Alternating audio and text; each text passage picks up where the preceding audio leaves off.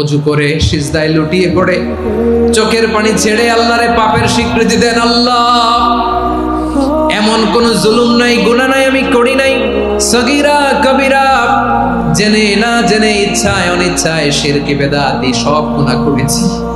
আল্লাহ, আকাশের নিচে জমিনের উপরে আমার চেয়ে বড় গুনাহগার আর কেউ নাই। চোখের পানি ছেড়ে আল্লাহরে বলেন, আল্লাহ, আমি ছাড়া তোমার গোলামের অভাব নাই, তুমি ছাড়া আমার দ্বিতীয় কোনো রব নাই, তুমি ছাড়া তো কেউ আমার গুনাহ ক্ষমা করার নাই, তুমি আমার রব, তুমি আমার সব। বলতে পারবেন? এই তাকরীর আমার পটুয়াখালীর ভাই, এই স্বীকৃতিটা দেখতে আল্লাহ বড় ভালোবাসেন, কারণ আমরা সবাই গুনাহগার, আমরা সবাই কি? বিশ্বনবী বলেন, কুল্লুকুম খাত্তাউন, আ বনি আদম, তোমরা সবাই পাপী। সবাই কি? সবাই পাপী। আমরা সবাই পাপী, আপন পাপের বাটখারা দিয়ে অন্যের পাপ মাপি। আমরা যে পাপী এটা ভাবতে মনে চায় না কারো, খালি অন্যের পাপ দেখি আমরা, এটা ভুল। ওর এই পাপ, ও পাপী, ও জালেম, ও জাহান্নামী, এরকম একটা টেন্ডেন্সি। আমার যে কি হালাত এটার খেয়াল নাই। খেয়াল করতে হবে যে আমি সবচেয়ে বড় পাপী, ঠিক কিনা বলেন? পাপ করি না এমন কেউ আছি? হ্যাঁ, আছি। কেউ না জানলেও জানে কে আমার পাপের ঘটনা? পৃথিবী না জানুক আমি তো জানি, আমি কি পাপ করেছি। ও আমার কলিজার টুকরা ভাইয়েরা, মাথাটাকে নিচু করে জীবনের সব গুনার ফিরিস্তিগুলো একটা একটা করে স্বীকার করে আল্লাহরে বলেন, আল্লাহ, আমি পাপী। আল্লাহ, আমার চেয়ে বড় পাপী এই দুনিয়াতে কেউ নাই। আকাশের নিচে জমিনের উপরে আমার চেয়ে বড় পাপী কেউ নাই। একটা একটা করে আল্লাহ স্বীকার করি আমি পাপী, সব পাপের স্বীকৃতি দিলাম। পৃথিবী না জানুক আমি তো জানি, আমি কি পাপ করেছি। হায় আমার পাপের করলে বিচার, বাঁচার আমার নাই উপায়। দয়াময় তুমি মাফ করো আমায়, মাফ করো। আল্লাহ তাআলা যদি দয়া করে আমাদেরকে মাফ না করে, আমাদের বাঁচার কোনো উপায় নাই। আপনি কি ভেবেছেন আপনার নামাজ দিয়ে আপনি জান্নাতে যাবেন? আপনি তাহাজ্জুদ গুজার, সেজদা দিতে দিতে কপালে দাগ ফেলেছেন, এটা আপনারা জান্নাতে নেবে না। আপনি এলাকার সবচেয়ে বড় হাতেম তাই দানশীল, এই দানের ভরসায় বসে আছেন। আমাদের নামাজ, আমাদের রোজা, আমাদের ইবাদত, এগুলোকে মিজানের পাল্লায় উঠালে কোনো ওজনই হবে না। তবে আমাদের একটা কৌশল জানা আছে, আমরা আল্লাহর রহমতের ভিখারি। আমরা সেদিন আগেই গুনার স্বীকৃতি দিয়ে দেব। আমরা বলবো, আল্লাহ, তুমি প্রশ্ন করার আগে তোমার একটা কথা বলি, আমারে কিছু জিজ্ঞেস করো না, আমি সব করেছি। এমন কোন পাপ নাই যে পাপ আমারে দিয়ে হয় নাই। তোমার রহমত দিয়ে তুমি জান্নাতে পাঠাবা, তোমার দয়ায় জান্নাতে যেতে চাই, আমল দিয়ে না। পারবেন বলতে? কিয়ামতের দিন আমরা বলবো, আল্লাহ, আমার আমল দিয়ে জান্নাত চাই না, আমি তোমার দয়া দিয়ে জান্নাত চাই। তোমার দয়া ছাড়া আমার কোনো উপায় নাই। কারণ আল্লাহ যদি বিচার করে, বাঁচার কারো উপায় নাই। আল্লাহ যদি বলে ফেলেন, তুই এটা করলি কেন, ওখানে গেলি কেন, কোরআনে 1000 বার নিষেধ করলাম তারপরেও এই পাপে জড়ালি কেন, এরকম প্রশ্ন ছুড়ে দিলে আমার উত্তর আছে? বাঁচার কোনো উপায় আছে? রোজ হাসরে হে আল্লাহ আমার করুণা বিচার, আল্লাহ করুণা বিচার, বিচার চাহি না তব দয়া চাহি, এ গুনাহগার করুণা বিচার। আপনার আমল দিয়ে জান্নাতে যাবেন? কি দিয়ে যাবেন? আল্লাহর দয়া দিয়ে। আল্লাহর রহম আর দয়া ছাড়া কেউ জান্নাতের চেহারাও দেখতে পাবে না। চাইবো একজন সত্তার কাছে, আওয়াজ করে বলুন তিনি কে? একজন সত্তার কাছে চাইবে। বিশ্বনবী ওনার চাচাতো ভাই আব্দুল্লাহ ইবনে আব্বাস রাদিয়াল্লাহু তাআলা আনহুকে বললেন, ইয়া আব্দুল্লাহ ইবনে আব্বাস, হে আব্দুল্লাহ ইবনে আব্বাস, ইযা সাআলতা ফাসআলিল্লাহ, যখন চাইবে আল্লাহর কাছে যাও। ও আব্দুল্লাহ, যখন চাইবা আল্লাহর কাছে চাও। ওয়া ইযা ইসতাআনতা ফাসতাইন বিল্লাহ, যখন সাহায্য চাইবা আল্লাহর কাছে ফরিয়াদ করো। জেনে রেখো আব্দুল্লাহ, ওয়া'লাম আন্নাল উম্মাতা লাউ ইজতামাআত আলা আন ইয়ানফাউকা বিশাইইন লাম ইয়ানফাউকা ইল্লা বিশাইইন ক্বাদ কাতাবাহু আল্লাহু লাক। ও আব্দুল্লাহ, জেনে রেখো, মনে রেখো, গোটা বিশ্বের সবাই মিলে যদি তোমার উপকার করতে চায় ততটুকুই তারা করতে পারবে যতটুকু আল্লাহ তোমার নসিবে সেটা লিখে রেখেছে। ঠিক কিনা বলেন? আর যদি গোটা বিশ্বের সবাই মিলে তোমার বিরুদ্ধে কনস্পাইরেসি করে, ষড়যন্ত্র করে, গোটা বিশ্বের সবাই মিলেও যদি তোমার ক্ষতি করতে চায় ততটুকুই শুধু পারবে যেটা আল্লাহ তোমার জন্য বরাদ্দ রেখেছে। যতটুকু আল্লাহ তাআলা তোমার জন্য বরাদ্দ রেখেছে অতটুকুই ক্ষতি করতে পারবে, আর এক চুল বেশিও করতে পারবে না, কমও করতে পারবে না। চিল্লায় বলেন ঠিক কিনা? এজন্য আমরা চাইবো কার কাছে? সবাই বলেন নাই, আওয়াজ করে বলেন কার কাছে? সব সময় আমরা আল্লাহর কাছে চাইবো, বিপদে আপদে, সুখে দুঃখে, সচ্ছল অবস্থায় অসচ্ছল অবস্থায়, পরাজয়ের সময় বিজয়ের সময়, সব সময় আমরা ভরসা রাখবো কার উপর? সবাই বলুন। একদল লোক আছে যারা বিপদে পড়লে আল্লাহরে ডাকে, আছে না নাই? পটুয়াখালীতে মাশাআল্লাহ নাই, বিপদ আসলে আল্লাহরে ডাকে, বিপদ নাই আল্লাহও নাই। বিপদে পড়লে নামাজ পড়ে, বিপদও নাই নামাজও নাই। বিপদে পড়লে জিকির করে, বিপদ যখন চলে যায় ওদের জিকিরও বন্ধ হয়ে যায়। এরকম আছে না নাই? কিছু লোক দেখবেন পরীক্ষা আসলে নামাজ পড়ে, আছে আছে, জেনজি আওয়াজ করো, এরকম আছে? এই কমন পড়ে গেছে, কমন পড়ছে। দেখবেন পরীক্ষার সময় নামাজ পড়ে, পরীক্ষাও নাই নামাজও আছে। এরকম কিছু লোক আছে অসুস্থ হলে আল্লাহরে বড্ড ভালোবাসে, আল্লাহরে খুব ডাকে। অসুস্থ হইলে অসুস্থতাও নাই, আল্লাহ স্মরণও নাই। দেখবেন কিছু লোক নির্বাচন আসলে খুব আল্লাহ আল্লাহ হয়ে যায়,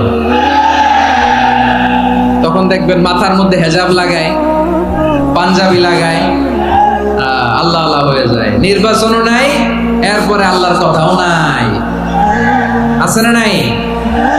না, এরকম হওয়া যাবে না। সব সময় আমরা আল্লাহরে ডাকবো, বিপদে আপদে সব সময় ভরসা রাখবো আমরা একজনের উপর। আওয়াজ করে বলেন তিনি কে?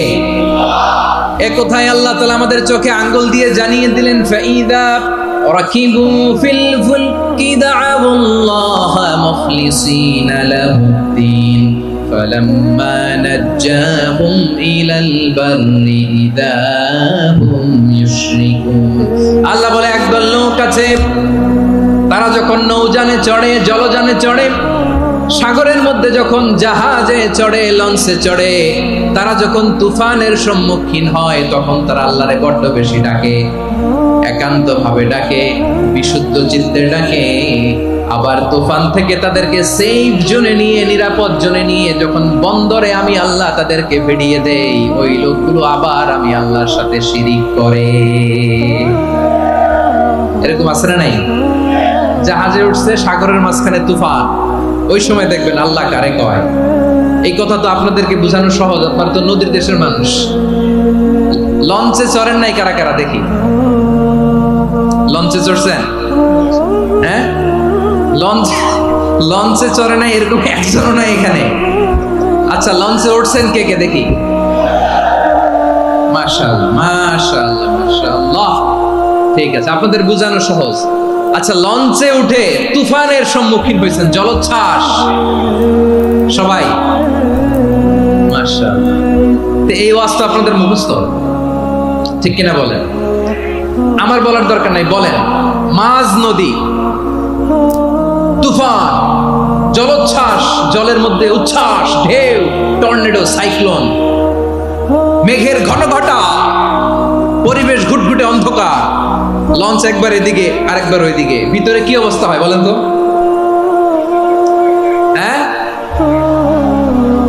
তখন মুসলিম আল্লাহর ডাকে, হিন্দু আল্লাহর ডাকে, ঠিক কিনা বলেন? আস্তিক আল্লাহর ডাকে, নাস্তিক আল্লাহর ডাকে, ঠিক কিনা? লঞ্চের ভেতর, স্টিমারের ভেতর কান্নারে রোল পড়ে যায়, চিৎকারের রোল পড়ে যায়, সবার মুখ দিয়ে শুধু একটা আওয়াজ, লা ইলাহা লা ইলাহা লা ইলাহা সুবহানাল্লাহ আলহামদুলিল্লাহ লা ইলাহা। আল্লাহ নামের জিকির করবে যারা, আল্লাহর কাছে প্রিয় তারা, আল্লাহর কাছে প্রিয় যারা, জান্নাতে প্রবেশ করবে তারা, জোরে লা ইলাহা লা ইলাহা ইল্লাল্লাহ লা ইলাহা ইল্লাল্লাহ মুহাম্মাদুর রাসূলুল্লাহ সাল্লাল্লাহু আলাইহি ওয়াসাল্লাম। আমার প্রিয় পটুয়াখালীবাসী, তাহলে লঞ্চের ভেতরে যখন আমরা তুফানের মধ্যে পড়ি, তখন সবাই মিলে আমরা একটা নামের জিকির করি। নামটা কার? মুসলমানেরাও ডাকে, হিন্দুরাও ডাকে, আস্তিকও ডাকে, নাস্তিকও ডাকে, সবাই ডাকে একজনকে। তিনি কে? আবার দেখবেন ওই আল্লাহ তুফানের পরে, ঝড়ের পরে ওই লঞ্চটাকে যখন সদর ঘাটে ফিরিয়ে দেয়, আবার আমরা নাফরমানি শুরু করে দেই। সে কোথায়? আল্লাহ বললেন, ফাইদা রাকিবু ফিল ফুলকি দা'আউল্লাহ মুখলিসিনা লাহুদ্দীন ফালাম্মা নাজ্জাহুম ইলাল বাররি ইযা হুম ইউশরিকুন। সাগরে যখন তুফানে পড়ে আমি আল্লাহর ডাকে, আবার আমি আল্লাহ যখন বাঁচিয়ে দেই, আবার আমি আল্লাহর সাথে শিরিক শুরু করে। আমরা কি এরকম হতে চাই নাকি? এরকম করবেন? হ্যাঁ না, আমরা তুফানে পড়লেও আল্লাহরে ডাকি, আবার বাঁচায় দেওয়ার পরেও ডাকি কারে? আল্লাহকেই ডাকি। বিমানের মধ্যে মাঝে মাঝে দেখবেন যে এয়ার টার্বুলেন্স হয়, জানেন? এয়ার টার্বুলেন্স জানেন তো? মাঝে মাঝে বিমানটা বাউন্সিং করে, বাম্পি, ভেরি বাম্পি ওয়েদার। শুনেন নাই? 40,000 ফিট উপরে যখন থাকে, তখন পাইলট মাঝে মাঝে বলে, dear passengers, ladies and gentleman, right now we are flying 40,000 feet above the ground and we are passing very air turbulence, very heavy air turbulence right now. Please fasten your seat belt. দেখবেন মাঝে মাঝে বলে যে, ভদ্র মহিলা, ভদ্র মহোদয়গণ, আমরা 40,000 ফিট উপর দিয়ে যাচ্ছি আর এয়ার টার্বুলেন্স ফেস করছি, মেহেরবানি করে আল্লাহর হস্তে সিট বেল্ট বাঁধুন।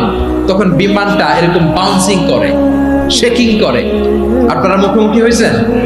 ইদানিং এই এয়ার টার্বুলেন্স বেড়ে গিয়েছে।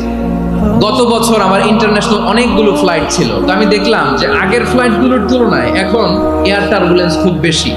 আমি একটু রিসার্চ করে দেখলাম, ক্লাইমেট চেঞ্জের কারণে, জলবায়ু পরিবর্তনের কারণে আকাশের বাতাসের মুভমেন্টে পরিবর্তন হয়েছে, ফলে এখন বিমান শেকিং করে বেশি, বাউন্সিং, বাম্পি ওয়েদার।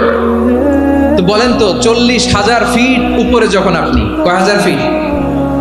সবাই বলুন কয় হাজার ফিট? 40,000 ফিট উপরে যখন আপনি, তখন যখন বিমানটা এরকম বাউন্সিং করে, সবাই যখন ভমিটিং করে বিমান নষ্ট করে দেয়, বমি করে, তখন বাঁচানোর কে আছে আল্লাহ ছাড়া? কেউ আছে? ওই মুহূর্তেও সবাই মিলে একজনের ডাকে আওয়াজ করে বলেন, তিনি কে? মাঝে মাঝে কিছু সোশ্যাল মিডিয়ায় কিছু ভিডিও পাওয়া যায় যে হেভি যখন এয়ার টার্বুলেন্স হয়, 10 সেকেন্ড 15 সেকেন্ডের কিছু ভিডিও পাওয়া যায়, বিমানটা এরকম বাউন্সিং করছে, বাম্পি ওয়েদার, কাঁপছে, মানুষগুলো বমি করছে, অক্সিজেন মাস্কগুলো সব ঝুলে পড়েছে, বিমানটা শুধু কাঁপছে। তখন দেখবেন বিমানের ভেতরেও এরকম লঞ্চের মতো চিৎকার আছে না নাই? বিমানের ভেতরেও তখন চিৎকার। গত বছর হিথ্রো এয়ারপোর্ট থেকে সিঙ্গাপুর এয়ারলাইন্সের একটা ফ্লাইট, হিথ্রো টু চাঙ্গি, একটা ফ্লাইটে এমন বেশি এয়ার টার্বুলেন্সের শিকার হয়েছিল ওই এয়ারক্রাফটটা, 33 জন যাত্রী সেখানে আহত হয়েছে, একজন যাত্রী নিহত হয়েছে। কেবিন ক্রুজ, এয়ার হোস্টেস যারা আছে, একজনের নাক ফেটে, চোখ ফেটে, কপাল ফেটে, ব্লিডিং হয়ে শয়লা। প্রিয় ভাই